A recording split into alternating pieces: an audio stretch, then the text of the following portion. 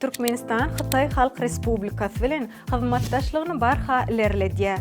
Şu ýylyň ýanwar-oktýabr aýlaryny bu iki döwletiň arasynda haryt dolanşygy 8 milliard 343 milyon 699 000 Amerikan dollaryna ýetdi. Bu barada Xitaýyň baş gümrük edarasy habar berýär.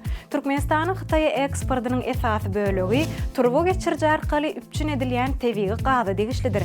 Beýlenilşi ýaly haryt dolanşygynyň esasy bölegini Türkmen eksporty düzdi.